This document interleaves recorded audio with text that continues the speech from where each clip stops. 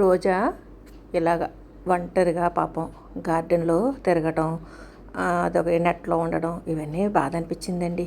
ఎందుకంటే పాపం చిరు చనిపోయింది కదండి. ఆ తర్వాత రోజా మామూలుగా అయితే అసలు చిరు రోజా జంటగానే తిరుగుతూ ఉండేవండి. అసలు ఎప్పుడూ సింగిల్గానే ఉండేవి కాదు. చెప్పాలంటే ఈ రోజా కొంచెం భయస్తురాల్లాగా ప్రతిదానికి అరవడం, ఎవరినో వస్తే కొత్త వాళ్ళు వస్తే భయపడిపోవడం ఇలా చేసేది. చిరు ధైర్యంగానే ఉండేది. అటువంటిది చిరు వెళ్ళిపోవడం, రోజా ఒకటి మిగలడంతో మాకు బాధ అనిపించండి.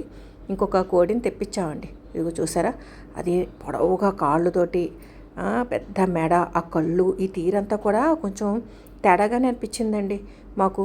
అసలు మచ్చికే కాలేదు. అక్కడికి బుట్టలో పెట్టి ఒక 3 days పాటు ఉంచామండి. అసలు ఎక్కడ దాని అరుపులు కానీ, పర్సనాలిటీ కానీ ఇదంతా కూడా మాకైతే కంగారు పుట్టిందండి. ఇప్పుడు ఇది ఎగిరే గుణం ఉన్నట్టుందండి దానికి.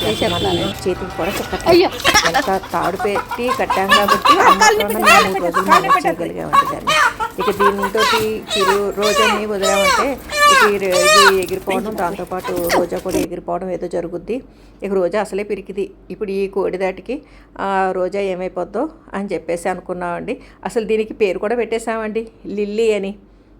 ఈ నల్లకొడికి లిల్లీ అని పేరు పెట్టామన్నమాట. ఇక మా వల్ల కాదు, దీన్ని పెంచలేమని మళ్ళీ జాగ్రత్తగా ఎక్కడి నుంచి తీసుకొచ్చామో అక్కడేనండి ఆ బుట్టలో పెట్టేసామన్నమాట. ఆ బుట్టలో పెట్టడానికి కూడా మా తిప్పలు మేము పడ్డామండి.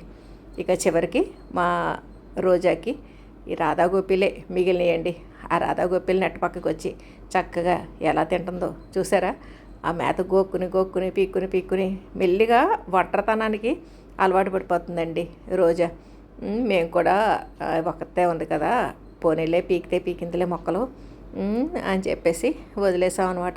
ఇలాగ గార్డెన్లో ఏ మూల నుంచి ఆ మూలకి తిరుగుతూ తనకు నచ్చినవి తింటూ హాయిగా ఎంజాయ్ చేస్తుందండి. మధ్య మధ్యలో ఈ రాధాగోపిల తొట్టి దగ్గరకు కూడా వస్తూ వెళ్తూ ఉంటుందన్నమాట. మొత్తానికి ఒంటరి జీవితానికి రోజా అలవాటు పడిపోతుందండి.